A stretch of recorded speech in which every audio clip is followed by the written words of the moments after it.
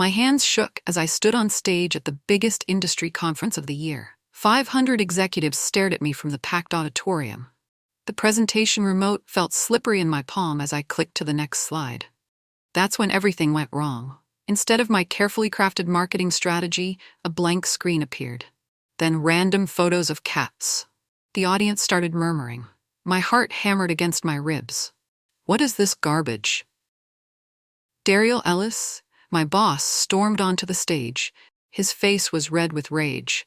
This is completely unprofessional. I frantically clicked through the slides, but nothing made sense. Someone had switched my files. The presentation I'd worked on for weeks was gone. I don't understand, I whispered into the microphone. This isn't my presentation. Daryl grabbed the microphone from my hand. Ladies and gentlemen, I apologize for this embarrassing display. Kate here has clearly proven she's incompetent and a discredit to our company. The audience gasped, camera phones flashed, my cheeks burned with humiliation. Security, Daryl shouted. Escort her out.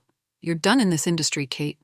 As security guards approached, I looked at Daryl through my tears. You'll regret this, I whispered. The next morning, my phone buzzed constantly. Emails flooded my inbox with messages like, "So sorry about yesterday." And that was painful to watch. Each notification felt like a knife twisting in my chest. At the office, my coworkers avoided eye contact. They whispered behind their hands when I walked past. The humiliation from the conference followed me everywhere. By lunch, I was called into HR. Daryl sat there with his usual smirk, arms crossed. The HR manager, Mrs. Peterson, looked uncomfortable. "Kate, we're terminating your employment effective immediately," she said quietly. "Performance issues." I stared at Daryl. "Performance issues? I've been your top performer for 3 years. "The conference speaks for itself," Daryl replied coldly.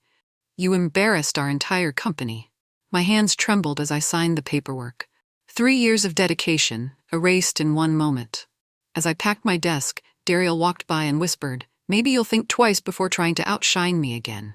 That evening, as I sat in my apartment staring at my severance check, my phone buzzed with a text from my coworker Alex. "Meet me tomorrow. Coffee shop on 5th Street. I have something to tell you." Alex looked nervous as he stirred his coffee. He kept glancing around the small cafe like someone might be watching us. "I shouldn't be telling you this," he said finally. "But what happened at the conference wasn't an accident." My stomach dropped. "What do you mean?" "Daryl switched your presentation files that morning. He replaced them with random garbage from his desktop." Alex's voice was barely a whisper. "I saw him do it. I gripped my coffee cup so hard I thought it might shatter." "Why would he do that?" "Because the strategy in your presentation was brilliant. He wanted to steal it and present it as his own next quarter." Alex looked guilty. "He's been taking credit for your ideas for months, Kate. The Johnson campaign, the Morrison account strategy, all yours." Blood rushed to my head. He destroyed my career to protect his ego? He knew you were getting too much attention from the board. He felt threatened. Alex stood up. "I'm sorry I didn't speak up sooner. I was scared." As Alex left, I sat alone in the cafe, my hands shaking with rage. If Daryl could destroy me to protect his future, I could destroy him to protect mine. 2 weeks later, I was living off instant noodles and generic cereal. My savings were draining. Fast. I'd applied to dozens of companies, but every recruiter either ghosted me or gave vague excuses. Then I found out why. "I'm sorry, Kate," one honest recruiter finally admitted over the phone. "Word is you're difficult to work with. Unprofessional. I've been advised to avoid you." Daryl had blacklisted me. He'd spread lies about my performance, my attitude, everything. The industry was small, and everyone talked. I spent days in my apartment, barely leaving except for grocery runs. Depression crept in like fog. Maybe Daryl was right. Maybe I was done. I was down to my last $100 when my phone rang. Unknown number. "Kate, this is Rebecca from Hayward Recruiting. I have a company that wants to meet you. Are you available tomorrow?" My heart jumped. Yes, absolutely. "Which company?" "Brightwell Strategies. They're growing fast and looking for someone with your background." I'd heard of them. A small but aggressive competitor trying to challenge the industry giants. "They specifically asked for you," Rebecca continued. "Apparently, they don't care about rumors." The Brightwell Strategies office was modern and energetic, completely different from Dariel's sterile corporate environment. Young employees worked in open spaces, collaborating freely. Rachel Torres, the CEO, was younger than I expected. She had sharp eyes and a confident handshake. "I've heard about what happened at the conference," she said directly. "I also know your real work history. The Johnson campaign was genius." My cheeks flushed. "Thank you, though officially, that was Dariel's campaign." Rachel smiled. "We both know better. I've been watching your work for years. Dariel Ellis is a mediocre executive who steals credit from talented people." She leaned forward. "I'm building something here, Kate. Something that will challenge the old guard. I need someone who understands what it's like to be underestimated." "I'm interested," I said carefully. "Good, because I have a question for you." Rachel's eyes gleamed. "Are you ready to help me take down the old guard?" For the first time in weeks, I smiled genuinely. "You have no idea. Welcome to Brightwell, Kate. Let's change this industry." My first month at Brightwell was a whirlwind. I kept my head down, learning everything about their systems, client acquisition tactics, and what frustrated clients about traditional agencies. Rachel encouraged questions. The team shared ideas freely. It was everything Dariel's company wasn't. Late one night, I was reviewing competitor analysis when I realized something important. Dariel focused only on big clients, treating smaller ones like afterthoughts. He'd charge premium prices but deliver basic service. I pulled up a list of his current clients and studied their contracts. 3 smaller companies seemed particularly neglected: Mason & Co., Hartwell Industries, and Brightwater Tech. I circled Mason & Co. first. They'd been with Dariel for 2 years, but their social media presence was generic. Their campaigns felt recycled. If I can show them what real personalized service looks like, I muttered to myself, they'll see what they're missing. I started drafting a strategy document, not to steal them immediately, but to understand their needs better. If an opportunity arose naturally, I'd be ready. The next morning, I checked industry news. Mason & Co. was expanding into new markets. Perfect timing. I smiled, adding notes to my research. "I'll take them all, Dariel, one by one." The opportunity came sooner than expected. At an industry networking event, I spotted James Mason, the owner of Mason & Co., looking frustrated as he spoke to someone on his phone. "The campaign is completely generic," he was saying. "We're paying premium prices for template work." After his call ended, I approached casually. "James? Kate Woods from Brightwell Strategies. I couldn't help but notice you seemed frustrated," he sighed. "Our current agency promised customized campaigns but keeps delivering cookie-cutter solutions. I'm paying for steak but getting hamburger. That's frustrating. What specific results are you looking for?" For the next hour, we discussed his expansion plans. I listened carefully, asking detailed questions about his target markets, brand challenges, and growth goals. "You know more about our needs after one conversation than our current agency learned in 2 years," James said. "That's because we actually listen.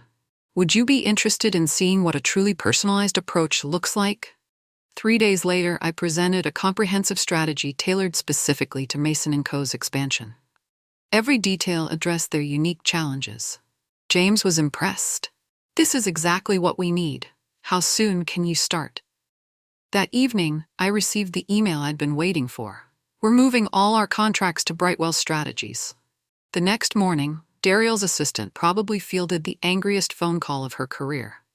"What do you mean they're terminating their contract?" Dariel's voice echoed through his office door. "Mason & Co. has been with us for 2 years.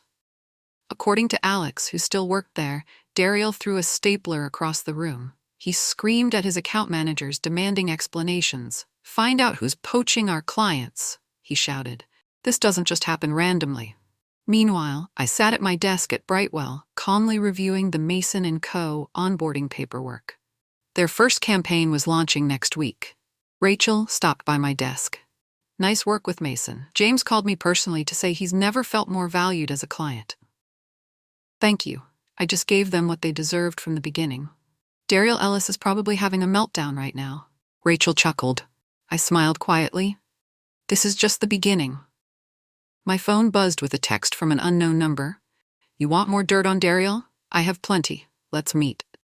It was from Kelly, another former coworker. She'd been laid off last month, apparently for budget cuts. My pulse quickened. If Kelly had inside information about Dariel's practices, it could be exactly what I needed for the next phase. Kelly looked nervous as she slid a folder across the coffee shop table. I probably shouldn't be doing this, but what Dariel did to you was wrong, and what he did to me was worse. I opened the folder carefully. Inside were printed emails, client contracts, and billing records. He's been recycling old campaigns for new clients, Kelly explained. The Patterson account from 2019, he sold the exact same strategy to 3 different companies last year. My eyes widened as I flipped through the evidence. This is fraud. It gets worse. Look at the billing records. Kelly pointed to highlighted sections. He's been charging clients for services we never provided, premium research that never happened, focus groups that were never conducted. I studied the documents. Everything was there.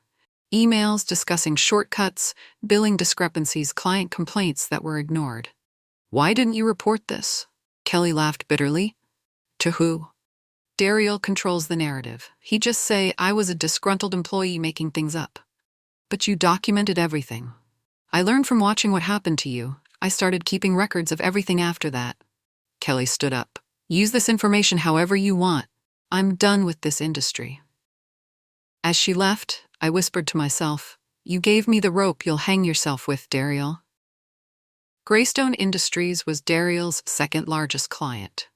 They'd been with his company for 5 years, but their recent campaigns were showing poor results. I spent a week analyzing their public data, social media engagement, website traffic, brand sentiment. The numbers were declining steadily. Then I compared it to the promises in Dariel's proposals. He'd guaranteed 40% engagement improvement.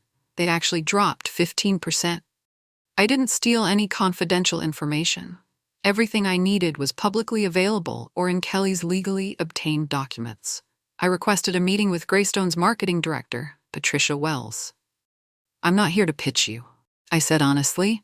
I'm here to show you some concerning trends in your current campaigns. Patricia looked skeptical but agreed to listen. I presented the data professionally, showing the gap between promised and actual results. I included industry benchmarks that proved their campaigns were underperforming. This is troubling, Patricia said, studying the charts. We weren't told about these declining metrics. Sometimes agencies focus on vanity metrics instead of meaningful results, I said carefully. A week later, Patricia called me. We're conducting a full review of our current agency relationship. Would Brightwell be interested in competing for our business? Dariel received the termination notice that afternoon. According to Alex, he literally threw a glass against his office wall. Industry whispers spread like wildfire. Have you heard about Brightwell? They're stealing Dariel Ellis's clients. Ellison Co is hemorrhaging accounts. That new company is delivering results Dariel couldn't. I became the quiet star behind Brightwell's rising reputation. Other agencies started trying to recruit me, but I was exactly where I belonged. During lunch at an industry meetup, I overheard executives discussing the trend. Ellis used to be the go-to guy, one said. Now everyone's talking about Brightwell. What changed? Word is they actually deliver on their promises. Ellis got lazy, started cutting corners. At the next table, someone mentioned me directly. Kate Woods used to work for Ellis. Now she's at Brightwell. Coincidence? I smiled into my coffee cup. The industry was connecting the dots. That evening, Rachel called me into her office. Kate, I need to warn you about something. Dariel is getting desperate. He's been asking questions about you specifically. What kind of questions? He's trying to find out about your client interactions, your role here, whether you violated any non-compete agreements. My stomach tightened. Am I in trouble? Not at all. Everything you've done has been completely legal and ethical. But he's clearly starting to suspect you're behind his problems. The annual Marketing Innovation Summit was approaching. The same conference where Dariel had humiliated me. This year, Brightwell was invited to present. I worked for weeks on a campaign for TechFlow Solutions, a startup that needed to establish industry credibility. The strategy was bold. Instead of traditional advertising, we'd create an interactive experience that would go viral. The day of the conference, our booth was packed. People lined up to try our virtual reality brand experience. Social media posts tagged Brightwell Innovation flooded every platform. Meanwhile, Dario's presentation was scheduled for the same time slot in a different room. According to attendees, barely 50 people showed up. Our campaign dominated the conference hashtag. Industry leaders posted photos from our booth. The conference organizers featured us in their official recap video. I watched from across the expo hall as Dario stood in front of his nearly empty presentation room. His face was pale as he saw Brightwell's logo on every screen in the main hall. That's when our eyes met across the crowded floor. Recognition flashed across his face. He knew exactly who was behind Brightwell's success. His expression shifted from confusion to anger to something that looked like fear. Dario's counterattack was swift and desperate. He started offering massive discounts to prevent more clients from leaving. He tried to poach Brightwell's junior staff with salary increases. But I'd anticipated this. I personally called each of his remaining clients not to pitch them, but to offer genuine value. Free consultations, market research, strategic advice. We're not trying to steal anyone, I told them honestly.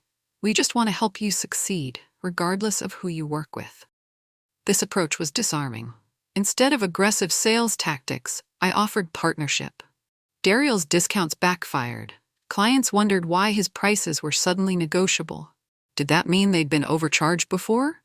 His attempts to poach our staff failed because we'd created a culture of respect and growth. Why leave for a toxic environment, even with higher pay? Meanwhile, his own employees were jumping ship.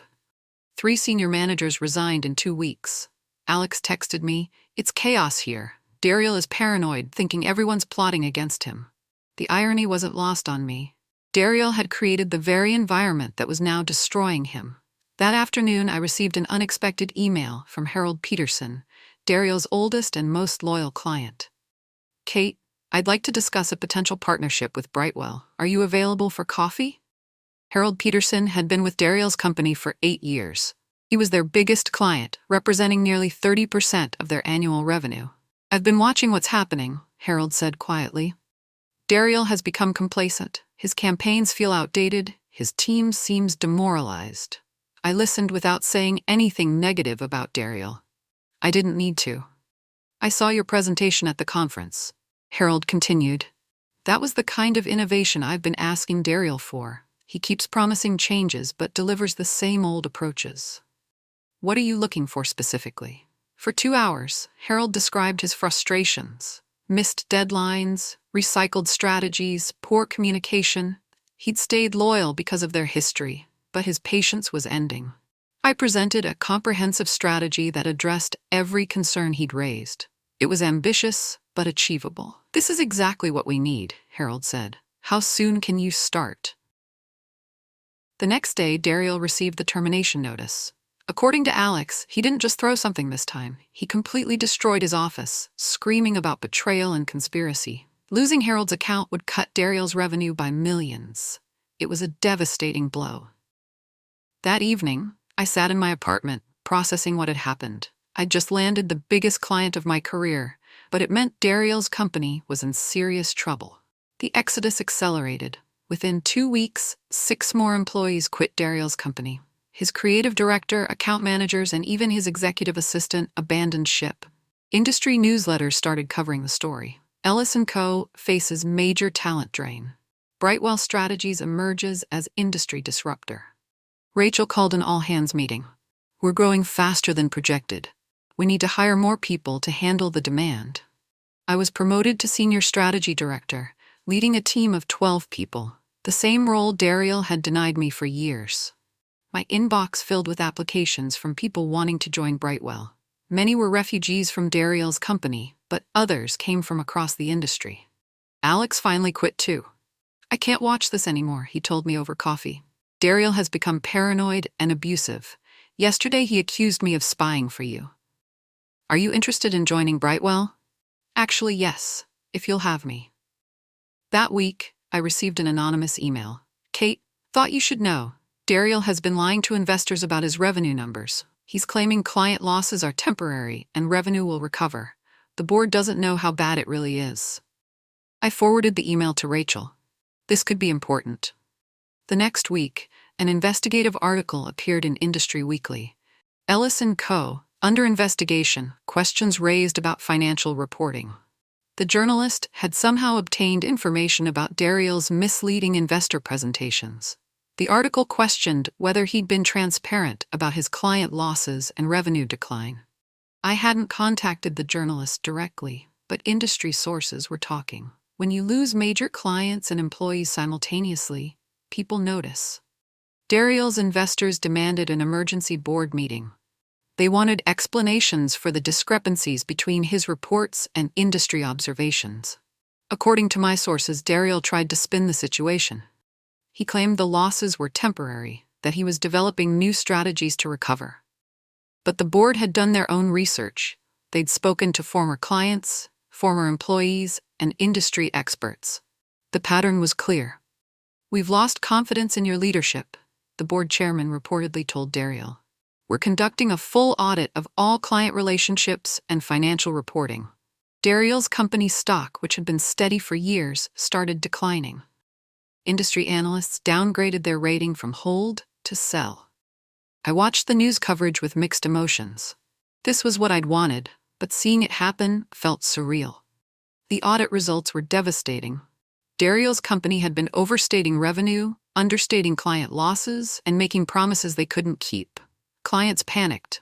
Those who hadn't already left started emergency meetings to discuss their options. The local business newspaper ran a front-page story. Ellison Co faces potential closure amid financial scandal. Daryal tried to reassure everyone with a company-wide email about temporary challenges and exciting new directions. But his remaining staff weren't buying it. 2 more major clients terminated their contracts. The cascade effect was unstoppable. I received a call from a former colleague still at Daryal's company. "Kate, we're not getting paid. They've frozen all salaries pending the audit results." "I'm sorry to hear that. Are you looking for other opportunities?" "Actually, yes. Is Brightwell still hiring?" That afternoon, I watched the local news coverage with Rachel. The reporter stood outside Daryal's office building, discussing the dramatic fall of a once prominent marketing firm. "How do you feel about this?" Rachel asked me. I considered the question carefully. I feel satisfied. Not happy about people losing jobs, but satisfied that actions have consequences. 6 months later, Brightwell had officially overtaken Ellison Co as the region's leading marketing agency. We'd hired 15 new employees, signed 12 major clients, and won 3 industry awards. Rachel threw a celebration party at the office. The team was energized, proud of what we'd built together, but I remained focused. This success felt good, but it wasn't the ending I'd envisioned. "Kate, you seem distracted," Rachel noticed. "What's on your mind?" "The industry conference is next month, the same one where Daryal humiliated me." Rachel's eyes lit up. "Are you thinking what I think you're thinking?" "They've invited me to be a keynote speaker." "That's incredible. You have to do it." I'd been hesitating, but Rachel was right. This was the perfect opportunity to close the circle. "Will you present?" Rachel asked. I looked around the office at the team we'd built, the culture we'd created, the success we'd achieved through hard work and integrity. "Absolutely." That night, I started preparing the presentation that would define my career. Not a revenge speech, but a demonstration of everything I'd learned about leadership, innovation, and building something meaningful. The industry would see who I really was. The morning of the conference, I stood in front of my hotel mirror, adjusting my charcoal suit. 2 years ago, I'd been escorted out of this same venue in tears. Today, I was the opening keynote speaker. The conference hall was packed. Industry leaders, executives, and journalists filled every seat. As I walked toward the stage, whispers followed me. "That's Kate Woods, the woman who was humiliated here before. Now she's the biggest name in the industry." I spotted familiar faces in the audience, former colleagues, current clients, competitors. Everyone was watching. Then I saw him. Daryal Ellis sat in the back row, looking haggard and desperate. His company was barely surviving, and he was here probably looking for opportunities or hoping to rebuild his reputation. Our eyes met briefly. He looked away first. The conference organizer introduced me. "Please welcome Kate Woods, Senior Strategy Director at Brightwell Strategies and this year's Industry Innovator of the Year." The applause was thunderous. I approached the microphone, remembering the last time I'd stood on this stage.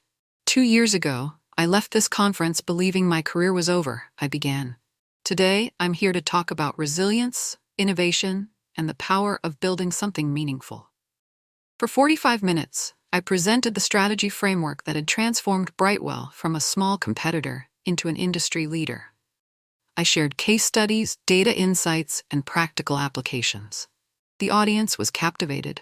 People took notes, asked thoughtful questions, and gave me 2 standing ovations. I talked about authentic leadership, sustainable growth, and creating value for clients rather than just extracting profit. Every point was a subtle contrast to the practices that had destroyed Betrayal's company. When I finished, the applause lasted nearly 3 minutes. Industry leaders surrounded me afterward, wanting to discuss partnerships, speaking opportunities, and consulting arrangements. A journalist from Marketing Today approached me. "Kate, this was remarkable. How does it feel to return to this stage after what happened here 2 years ago?" "It feels like completion," I answered honestly. Not revenge, but resolution.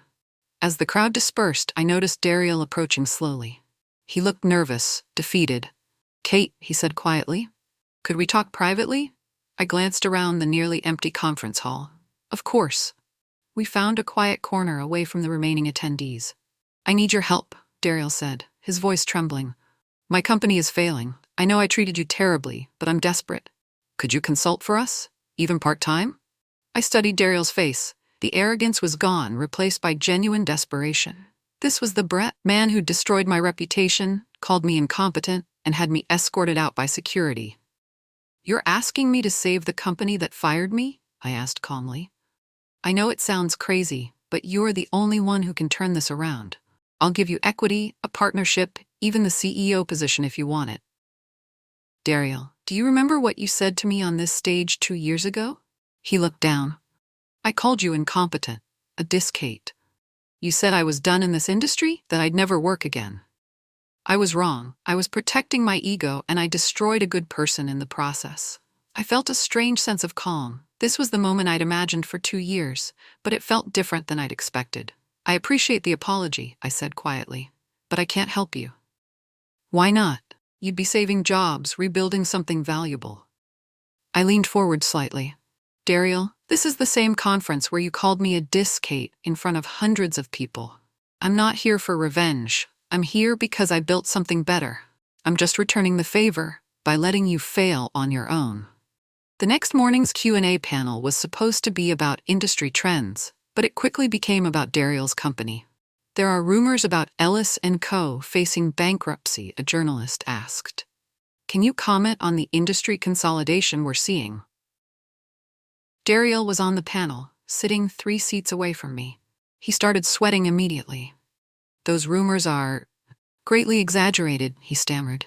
"We're going through a restructuring phase, but we're confident about our future." Another panelist, an industry analyst, looked skeptical. "Your revenue has dropped 60% in 6 months. 3 major clients have publicly stated they left due to service quality issues."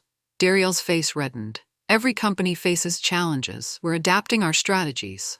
"But isn't it true that you've stopped paying employees?" the journalist pressed. "That's temporary. We're resolving cash flow issues." The audience watched in uncomfortable silence. This was painful to witness, but Betrayal had created this situation himself. A live tweet from the conference went viral. "Betrayal Ellis officially done. Brightwell is the future. Betrayal Eating Conference 2024. Within hours, the video clips were everywhere. Betrayal's stammering responses, his obvious desperation, the contrast between his current state and his past arrogance. 3 weeks after the conference, I received an email that made me pause. "Kate, Ellison Co officially filed for bankruptcy today. I wanted you to know before it hits the news. Thank you for raising the industry standards. We're all better because of your work." Harold Peterson. Betrayal's company was gone. 57 employees lost their jobs. Several clients had to scramble to find new agencies. I felt complex emotions. Satisfaction, yes, but also sadness for the collateral damage. Good people had suffered because of Betrayal's failures. That evening, another email arrived. This one from Betrayal himself. "Kate, you won. I deserved everything that happened to me. I'm sorry for what I did to you and for the pain I caused others. I hope you continue to succeed. You earned it. Betrayal. I stared at the message for a long time. It was over. The man who'd tried to destroy my career was admitting defeat. But I realized something important. I hadn't won by destroying him. I'd won by building something better, by proving my worth through results rather than politics. The next morning, Rachel knocked on my office door. "Kate, the board has a proposal for you." She was grinning. "They want to make you a full partner. You've earned it." I spent the weekend thinking about Daryl's email and Rachel's offer. Partnership at Brightwell meant equity, board voting rights, and the chance to shape the company's future. But more than that, it meant recognition. Not the hollow praise Daryl used to give before stealing credit, but genuine acknowledgement of my contributions. On Monday, I accepted the partnership offer. The team celebrated with champagne and cake. Rachel made a toast to Kate, who showed us that integrity and innovation always win in the end. I looked around the office at the culture we'd built. People collaborated freely, shared ideas without fear, and celebrated each other's successes. It was everything Daryl's company had never been. That afternoon, I started drafting plans for a new initiative, a mentorship program for young professionals who'd faced workplace discrimination or career setbacks. Everyone deserves a second chance, I told Rachel, especially people who've been unfairly treated. If I could help others avoid the pain I'd experienced or recover from it faster, that would be a victory worth having. My phone buzzed with a LinkedIn notification. Someone had tagged me in a post about inspiring comeback stories. The industry was watching, and they liked what they saw. 1 year later, I stood on stage at the Marketing Innovation Summit again. This time, I was receiving the Industry Innovator of the Year award. The crystal trophy felt heavy in my hands as I looked out at the audience. So many familiar faces, all looking at me with respect and admiration. "This award represents more than personal achievement," I said into the microphone. "It represents the power of resilience, the importance of integrity, and the value of building something meaningful rather than just protecting what you have." The audience applauded enthusiastically. In the back rows, I spotted several people who'd worked at Daryl's company. They'd found new jobs, moved on, rebuilt their careers. And there, in the very back, almost hidden behind a pillar, sat Daryl Ellis. He was wearing a simple suit, holding a notebook, trying to blend in with the crowd. Our eyes met across the room. He nodded slightly, a gesture of acknowledgement. He was working as a freelance consultant now, slowly trying to rebuild his reputation. I raised my award toward the audience and smiled. "Justice served," I whispered to myself. But as I left the stage, I realized something important.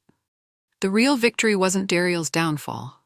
It was the company I'd helped build, the team I'd assembled, the culture of respect and innovation we'd created. That was my true revenge, proving that there was a better way to do business and succeeding because of it rather than despite it.